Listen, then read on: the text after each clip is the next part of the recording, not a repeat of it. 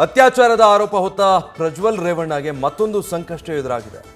ಪ್ರಜ್ವಲ್ ವಿರುದ್ಧ ಮತ್ತೊಂದು ಕೇಸ್ ದಾಖಲಾಗೋ ಸಾಧ್ಯತೆ ಇದೆ. ಹೊಳೆನರಸೀಪುರ ಎಸ್ಐಟಿ ಆಯ್ತು, ಈಗ ಲೋಕ ಟೆನ್ಷನ್ ಎದುರಾಗ್ತಾ ಇದೆ.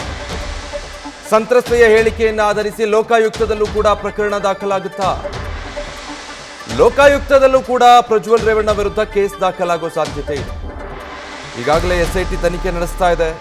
ಎಫ್ಐಆರ್ ಮೇಲೆ ಎಫ್ಐಆರ್ಗಳಾಗಿದೆ. ಅತ್ಯಾಚಾರ ಕೇಸ್ನ ಸೆಕ್ಷನ್ಗಳನ್ನು ಅಲ್ಲಿ ದಾಖಲಿಸಲಾಗಿದೆ. ಇದೆಲ್ಲದರ ಮಧ್ಯೆ ಲೋಕಾಯುಕ್ತದಲ್ಲೂ ಕೂಡ ಸಂತ್ರಸ್ತೆ ಹೇಳಿಕೆಯನ್ನು ಆಧರಿಸಿ ಕೇಸ್ ದಾಖಲಾಗೋ ಸಾಧ್ಯತೆ ಇರೋದು ಪ್ರಜ್ವಲ್ಗೆ ಮತ್ತೊಂದು ಟೆನ್ಷನ್ ತರ್ತಾ ಇದೆ. ಡೀಟೇಲ್ಸ್ ಕೊಡ್ತಾರೆ ಸಂದೇಶ್, ಲೈವ್ ನಲ್ಲಿ ಜಾಯ್ನ್ ಆಗ್ತಾ ಇದ್ದಾರೆ. ಸಂದೇಶ್, ಈಗ ಸಂತ್ರಸ್ತೆಯ ಯಾವ ಹೇಳಿಕೆ ಆಧರಿಸಿ ಲೋಕಾಯುಕ್ತದಲ್ಲಿ ಯಾವ ರೀತಿ ಕೇಸ್ ದಾಖಲಾಗೋ ಸಾಧ್ಯತೆ ಇರೋದು ಪ್ರಜ್ವಲ್ ವಿರುದ್ಧ?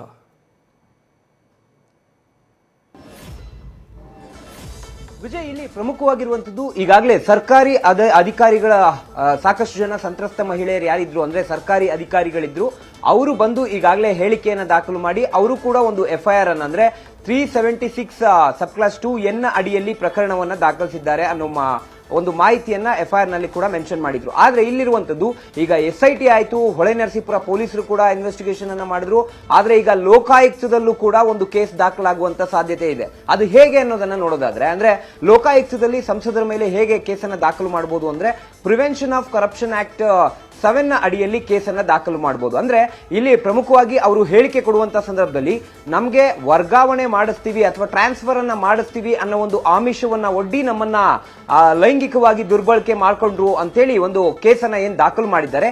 ಈ ರೀತಿಯ ಕೇಸ್ ದಾಖಲಾದಂತ ಸಂದರ್ಭದಲ್ಲಿ ಅಂದ್ರೆ ಯಾವುದೇ ರಾಜಕಾರಣಿಗಳಾಗಿರ್ಬೋದು ಅಂದ್ರೆ ಜನಪ್ರತಿನಿಧಿಗಳು ಯಾರಿರ್ತಾರೋ ಅವರ ವಿರುದ್ಧ ಒಂದು ಆಮಿಷವನ್ನ ಒಡ್ಡಿ, ಆ ಆಮಿಷ ಯಾವ್ದಾದ್ರೂ ಆಗಿರ್ಬೋದು, ಆಮಿಷವನ್ನ ಒಡ್ಡಿ ಸರ್ಕಾರಿ ಕೆಲಸಗಳನ್ನ ಮಾಡಿಸ್ಕೊಡ್ತೀವಿ ಅಥವಾ ಈ ರೀತಿಯ ಟ್ರಾನ್ಸ್ಫರ್ ಅನ್ನ ಮಾಡಿಸ್ಕೊಡ್ತೀವಿ ಅಂತ ಹೇಳಿ ಕಂಪ್ಲೇಂಟ್ ಆದಂತ ಸಂದರ್ಭದಲ್ಲಿ ಕರಪ್ಷನ್ ಆಕ್ಟ್ ನಡಿಯಲ್ಲಿ ಕೇಸ್ ಕೂಡ ದಾಖಲಾಗುತ್ತೆ. ಅದೇ ರೀತಿಯಲ್ಲಿ ಈಗ ಪ್ರಿವೆನ್ಷನ್ ಆಫ್ ಕರಪ್ಷನ್ ಆಕ್ಟ್ ಅಂದ್ರೆ PC ಆಕ್ಟ್ ನ ಅಡಿಯಲ್ಲಿ ಈಗ ಪ್ರಜ್ವಲ್ ರೇವಣ್ಣ ವಿರುದ್ಧ ಕೇಸ್ ಕೂಡ ದಾಖಲು ಮಾಡಬಹುದು. ಯಾಕಂದ್ರೆ ಈಗ ಸಂತ್ರಸ್ತ ಮಹಿಳೆಯರು ಒಂದು ವೇಳೆ ಲೋಕಾಯುಕ್ತಗೆ ಹೋಗಿ ಕಂಪ್ಲೇಂಟ್ ಅನ್ನ ಕೊಟ್ರೆ ನಮ್ಗೆ ಟ್ರಾನ್ಸ್ಫರ್ ಮಾಡ್ತೀವಿ ಅಂತ ಆಮಿಷವನ್ನ ಒಡ್ಡಿ ಲೈಂಗಿಕವಾಗಿ ದುರ್ಬಳಕೆ ಮಾಡ್ಕೊಂಡಿದ್ದಾರೆ, ನಿರಂತರವಾಗಿ ನಮ್ಮ ಮೇಲೆ ಅತ್ಯಾಚಾರವಾಗಿದೆ ಅಂತ ಒಂದು ಆರೋಪವನ್ನ ಮಾಡಿದ್ರು ಅಂದ್ರೆ ಆಗ ಲೋಕಾಯುಕ್ತದಲ್ಲೂ ಕೂಡ ಕೇಸ್ ದಾಖಲಾಗಿ ಅವರು ಕೂಡ ಎನ್ಕ್ವೈರಿ ಮಾಡುವಂತ ಕೆಲಸವನ್ನ ಮಾಡಲಾಗುತ್ತೆ. ಹಾಗಾಗಿ ಈಗ ಎಸ್ಐಟಿ ಹೊಳೆನರಸೀಪುರ ಪೊಲೀಸರ ನಂತರ ಲೋಕಾಯುಕ್ತ ಅಧಿಕಾರಿಗಳಿಗೆ ಪ್ರಜ್ವಲ್ ರೇವಣ್ಣ ಅವರ ಕೇಸ್ ಹೋಗುತ್ತಾ ಅನ್ನೋ ಒಂದು ಪ್ರಶ್ನೆ ಈಗ ಎದುರಾಗ್ತಾ ಇರುವಂತದ್ದು. ಹಾಗಾಗಿ ಮುಂದಿನ ದಿನಗಳಲ್ಲಿ ಲೋಕಾಯುಕ್ತದಿಂದ ಕೂಡ ಪ್ರಜ್ವಲ್ ರೇವಣ್ಣಗೆ ಸಂಕಷ್ಟ ಎದುರಾಗುತ್ತೆ ಅಂದ್ರೆ ತಪ್ಪಾಗ್ಲಿಕ್ಕಿಲ್ಲ. ವಿಜಯ್,